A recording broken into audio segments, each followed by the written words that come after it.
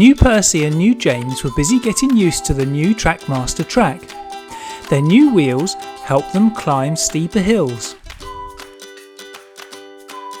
Old Spencer then turned up at the new track. "Hello, Spencer," said Percy. "Do you like our new track?" "I'm going to try it," said Spencer. "No, Spencer, you can't," said Percy. "You haven't got your new wheels yet." "I'm the fastest engine on Sodor," said Spencer, "and nothing stops me." With that, he rushed onto the new track and started up the steep slope. It wasn't easy. His wheels started spinning and he was juddering. "Come on," said Spencer. His fireman opened his boiler to shovel in more coal as Spencer leapt into the air with one final heave, driving him over the brow of the hill far too fast, and he crashed at the bottom. "Maybe I should have waited for my new wheels," said Spencer. What he didn't realise was that when he reared up at the top of the hill, some of his hot coal fell out of his boiler onto the wooden sleepers. The sleepers then caught fire, and before long the middle of the bridge was really burning.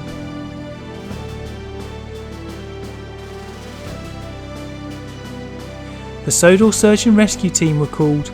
Flynn and Bell left with sirens blazing.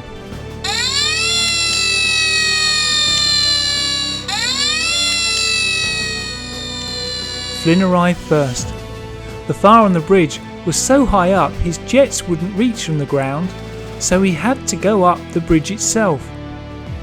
Then there was trouble. Flynn's wheels hadn't been modified and he couldn't get any grip on the new track. He pulled away to let Bell have a go. The same thing happened. The search and rescue fire engines hadn't any new wheels between them. Sir Topham Hatt arrived. "Oh dear, I seem to have overlooked your modification," he said. Then he thought, "I know who can help." Very shortly, Play-Doh Digging Rig's Boomer the fire truck arrived. He was a huge fire engine. "Thanks for coming," said Sir Topham Hatt.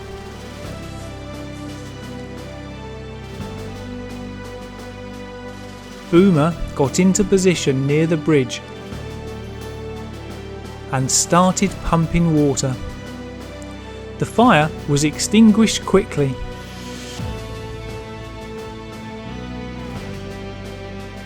"Thank you, Boomer," said Sir Topham Hatt. "That's really kind of you." Boomer left. "That just leaves you, Spencer. You really should have waited for your new wheels before trying to go up a steep hill like that." Spencer had already realised his mistake. Thomas, the duty fire engine for the day, eventually arrived. He had his new wheels fitted, but had struggled pulling Rocky's weight on the old track. Still, Spencer wasn't going anywhere.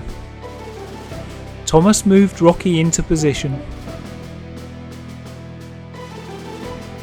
He moved his arm out, attached his magnetic grab onto Spencer's tender, and heaved it back onto the track.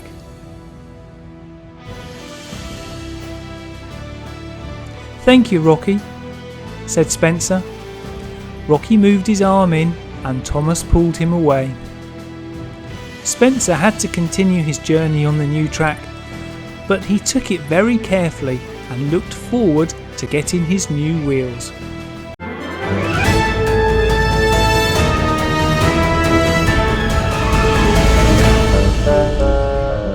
Sometimes you just know that it's going to be one of those days. Well, for the engines working down at Brendam Docks, today was one of those days. The troublesome trucks were being extra troublesome.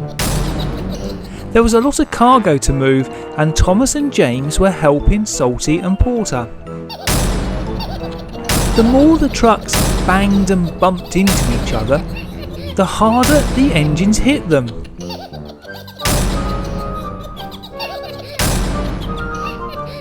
This was getting a little out of hand. Then there really was trouble. A troublesome truck pushed another truck really hard. It hit James and its cargo of paint pots spilled out all over poor old James. There was red, green and yellow paint everywhere. And if that wasn't bad enough, the same thing happened to Thomas, but this time with coal. Sir Topham Hatt heard about the trouble and arrived quickly. "Trucks," said Sir Topham Hatt, "you must stop being so troublesome to the engines. There's a lot of work to do today. Thomas and James, go and get yourselves cleaned up. I know how to deal with these trucks." Thomas and James left for the engine wash, and Sir Topham Hatt also left. He went to see a friend of the engines called Chomper. Now Chomper was an excavator who helped move earth and gravel when they were laying new track. His grab claw was very big and very strong.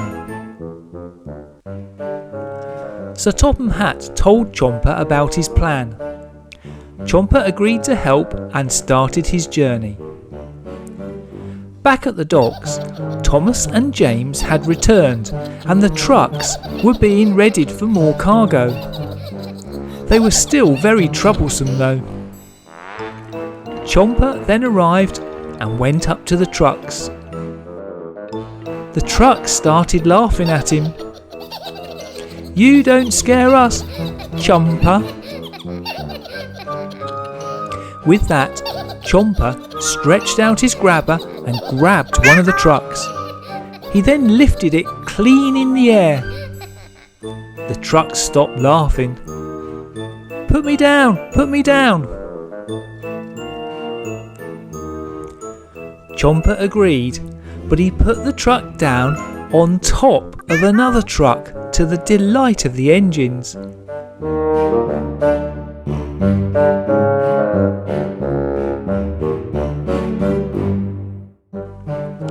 He then continued to work his way through the trucks, stacking them up in piles.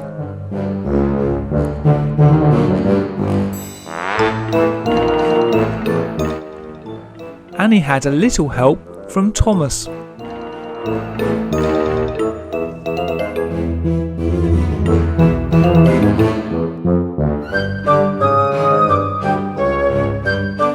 "Please don't send us for scrap," said the trucks to Sir Topham Hatt. "We'll behave now."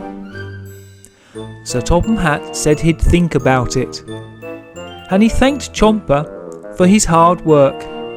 "You've been very useful today, Chomper."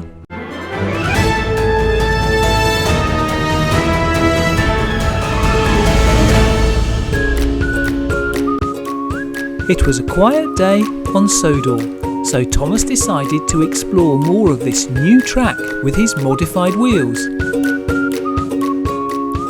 It didn't take him long to find a new line.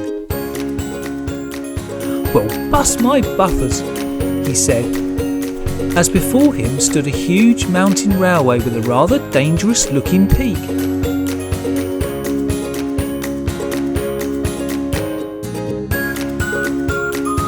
"I must tell Percy and James," thought Thomas, so he rushed off to fetch them. They didn't need much persuading.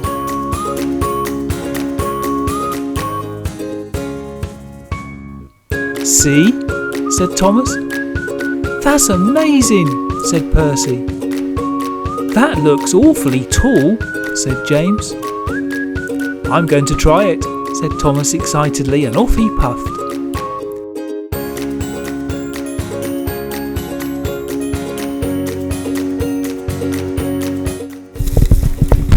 Wow, I think we need to see that again.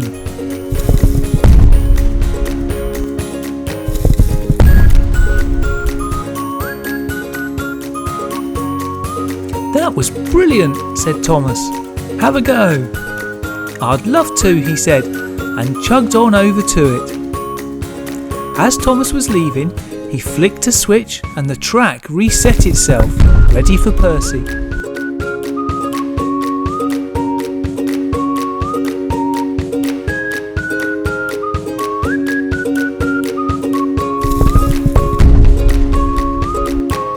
You're right, Thomas, that was amazing. You must have a go, James. Okay, said James, rather nervously. As Percy left, he flicked the switch to reset the track. But it didn't work, and it was too late to warn James.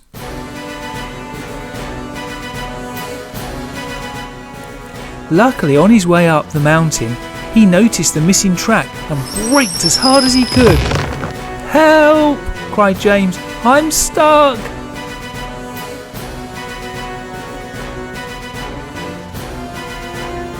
"Don't worry, James.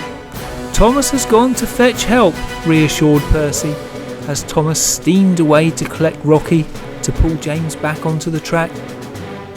"I hope he's not too long," whimpered James. Thomas then returned with Rocky.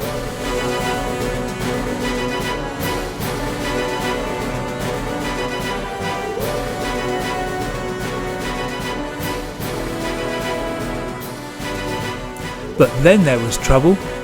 Thomas couldn't pull Rocky up the steep mountain slope to rescue James. "Oh dear," said Thomas, "we're going to need more help." Luckily, Sir Topham Hatt rushed to the scene.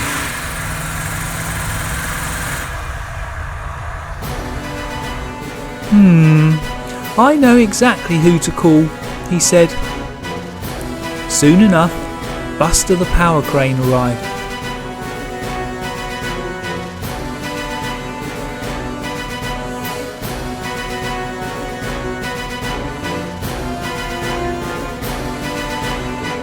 "Don't worry, James, I can help." He reversed into position and got to work.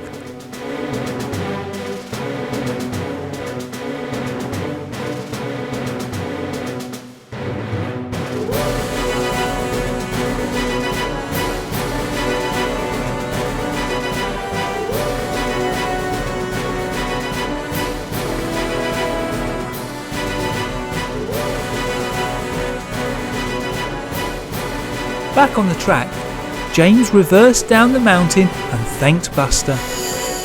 Buster then fixed the track so the trains could use it again.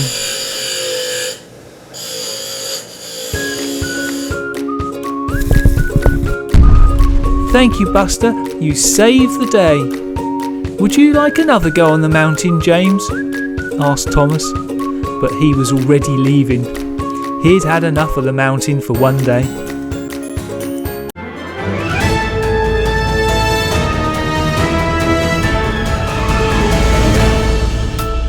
Gordon was on his way to pick up a very important person, and Sir Topham Hatt needed him to keep clean.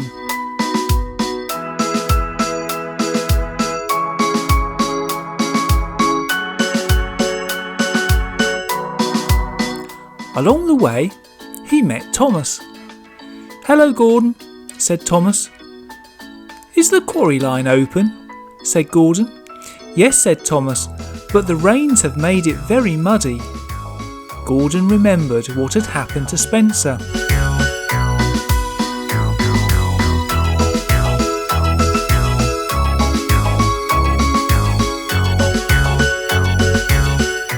"Oh, I must keep clean. I'll go the long way," he said, and steamed off.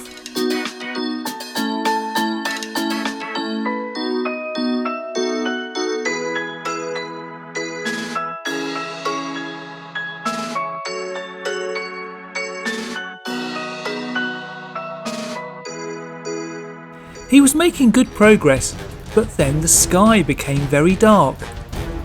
"Oh no, more rain," he said. "I don't want to get wet. I'll shelter in this tunnel until it passes."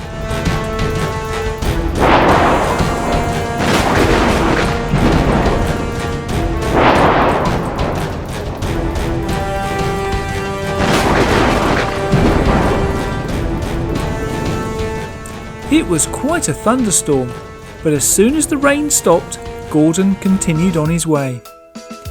"I'm still clean," he said. What Gordon didn't know was that the rain had caused a mudslide on the ground above the next tunnel. As he went through the tunnel, the vibration caused the mud to slide over the tunnel entrance and right on top of poor old Gordon. "Oh, just when you need rain to wash off the mud, it's sunny," said Gordon. "I can't pick up the very important person looking like this," and he set off for the Tidmouth sheds to get washed.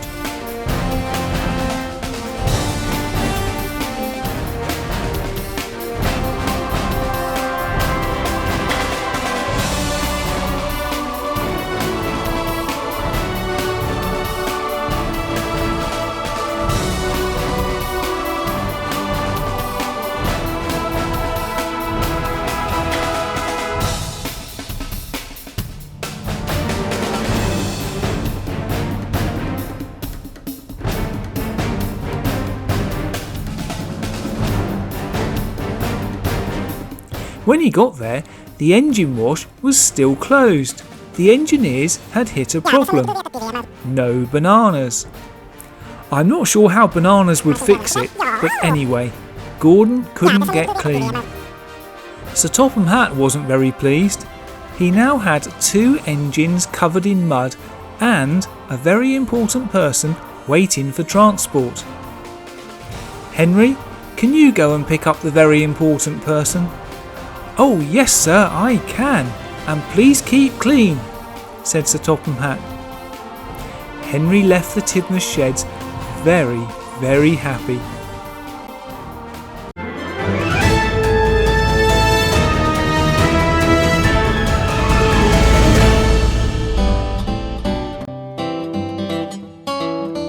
Bash, Dash and Ferdinand were busy shifting logs.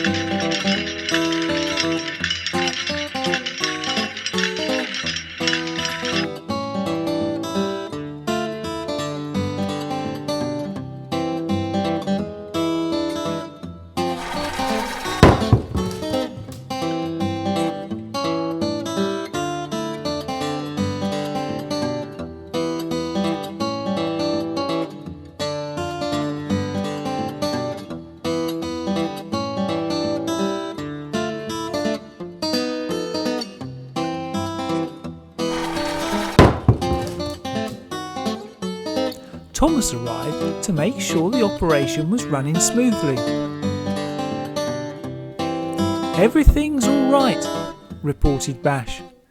But as he said this, large logs floated down the river.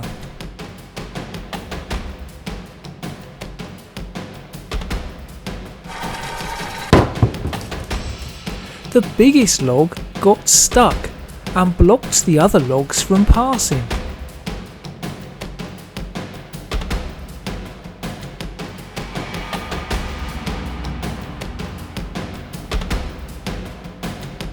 Forming a large pile of wood in the middle of the river.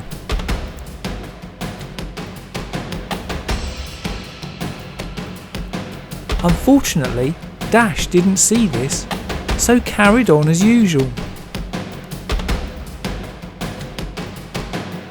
He used the zip wire, but he got caught on the logs.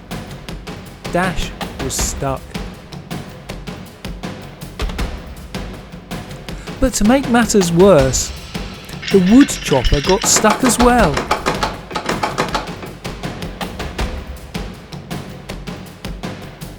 Luckily, Thomas saw the whole thing, so he raced off to fetch Sir Topham Hatt. He arrived quickly with Buzzsaw.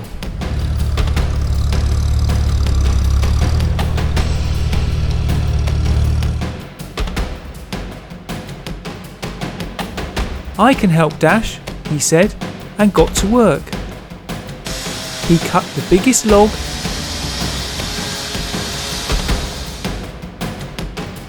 which freed the rest.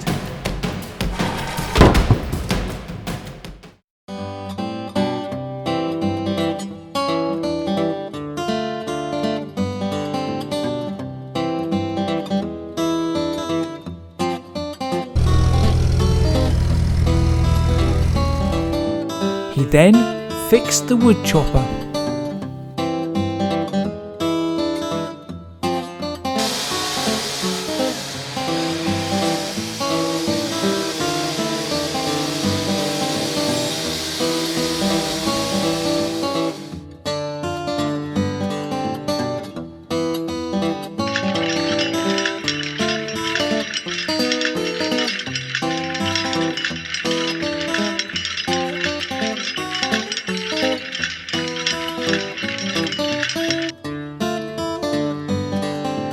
"Thank you, Buzzsaw," said Sir Topham Hatt. "No problem," he said, as everything was back to normal.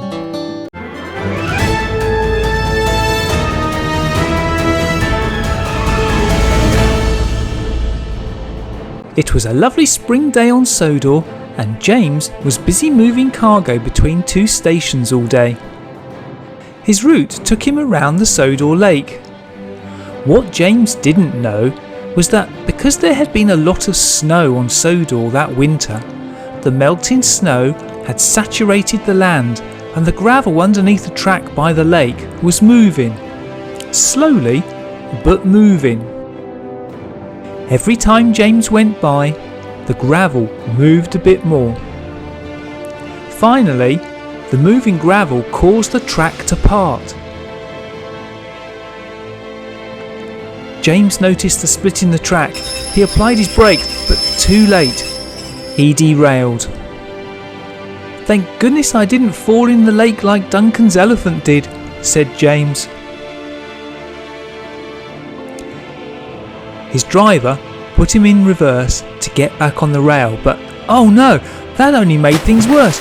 He toppled over into the lake and a wave washed over him. "Oh, my lovely shiny red paintwork." His driver radioed the search and rescue centre and told them the problem. The duty engine for the day, Thomas, coupled up to Rocky the rescue crane and set out to help get James back on the rails again.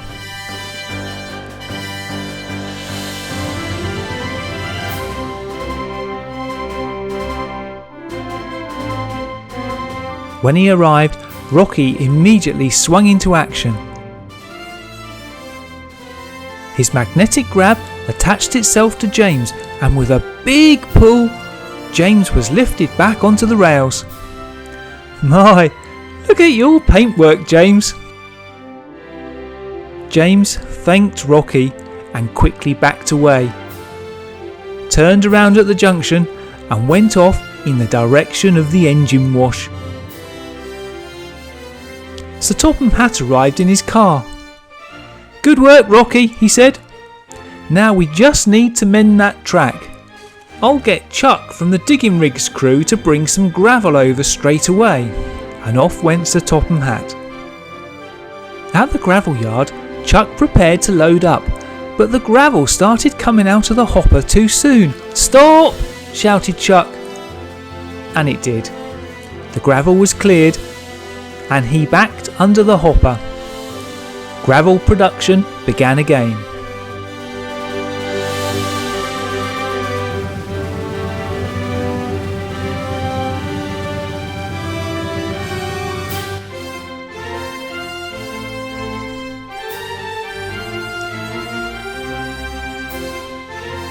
Fairly soon Chuck was full, and off he went.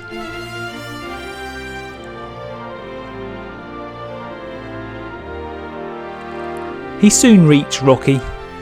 Rocky lifted the track. Chuck backed up and tipped the gravel. Jack then spread the gravel out and Rocky lowered the track, with Jack moving it into its final place. Sir Topham Hatt had returned to thank everyone for such a speedy repair. When Thomas and Rocky left, they just had time to test the repaired track out before returning to the Sodor Search and Rescue Centre.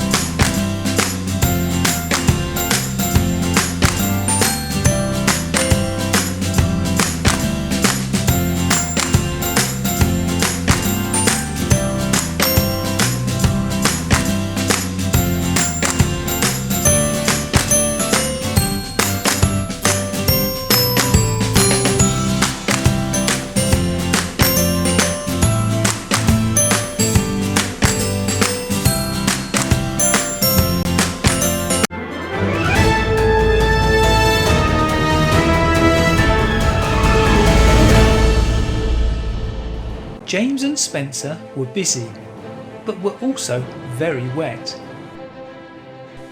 It had been raining for what seemed like weeks. The ground was saturated.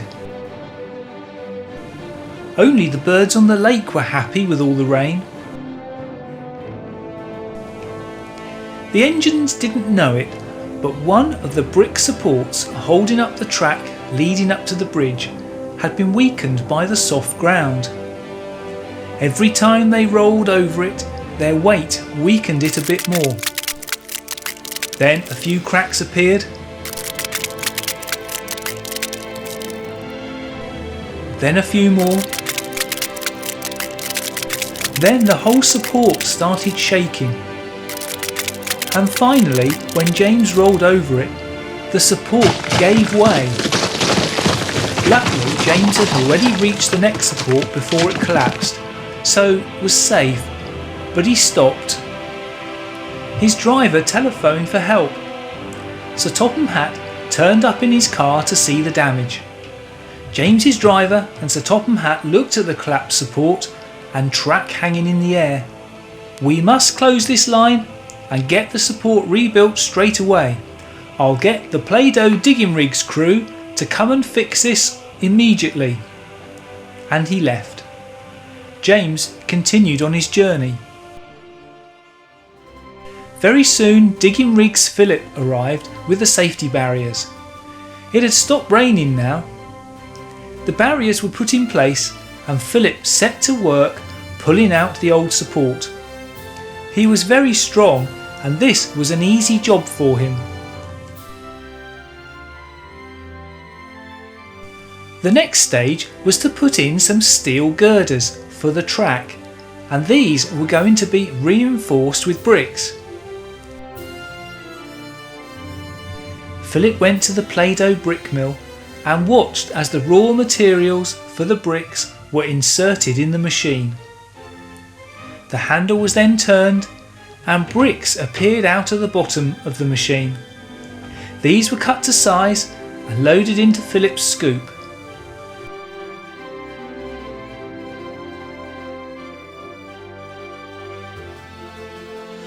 He returned to the track and started building the brick support around the steel. He needed a lot of bricks, but very soon the support was finished. Sir Topham Hatt came to see Philip's finished work and was very pleased. "Excellent," he said. "We'll be able to open the line again tomorrow. Well done." Philip cleared away the barriers and the next day James and Spencer were back on the line again. James was the first engine to try the new support, which worked perfectly.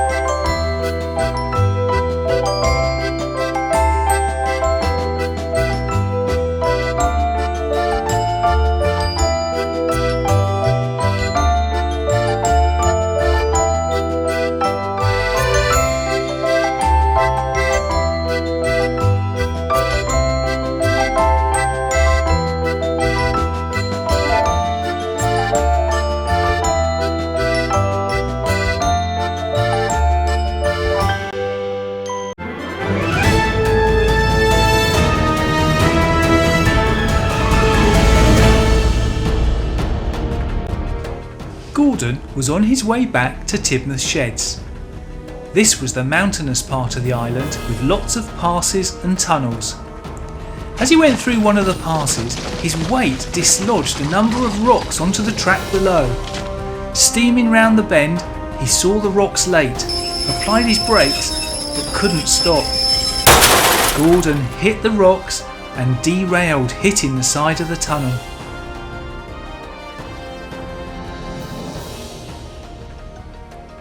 His driver got word back to the Sodor Search and Rescue Centre. Harold the helicopter took off to make the short flight over the mountains to look at Gordon.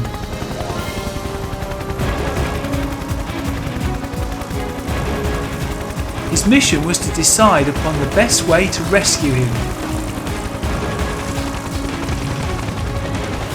Harold loved hovering over Sodor.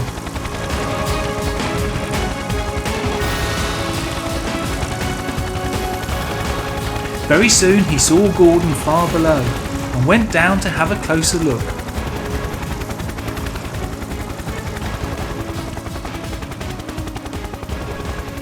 "Don't worry, Gordon," Harold shouted.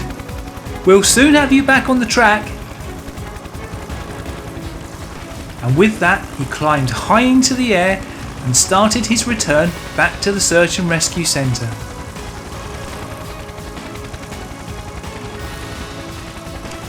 Harold radioed ahead with his report, and as he landed, Thomas, who was the search and rescue duty engine today, was already getting Rocky the crane out of his shed. He coupled Rocky up to him and set off to find Gordon.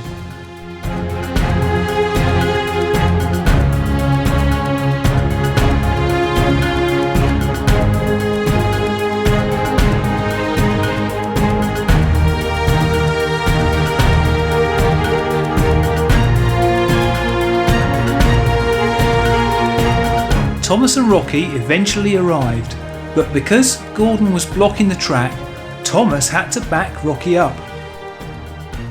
Gordon was relieved to see them.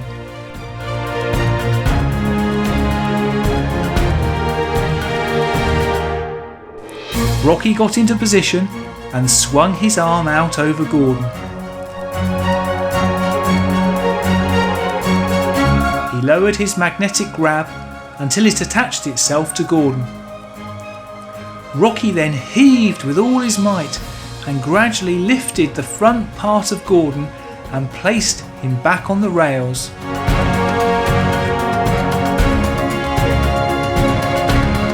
"Thank you, Rocky," said Gordon as he backed away from the rockfall. Rocky returned his lifting arm back to the car.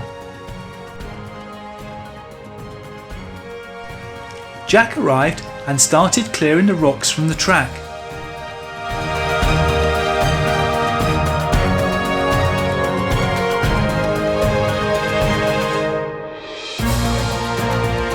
Very soon the track was clear and Gordon could continue on his journey.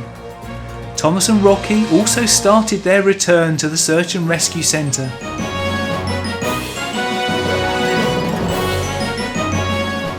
Gordon was very careful on the mountain passes now, and Thomas and Rocky were delighted to have helped their friend. Thomas returned Rocky to his shed, and the Search and Rescue Centre was ready and on standby to help others in trouble. Thank you for listening to our story. To see more of our videos, click any of the short clips here, and if you haven't already subscribed, why not do so now? See you soon.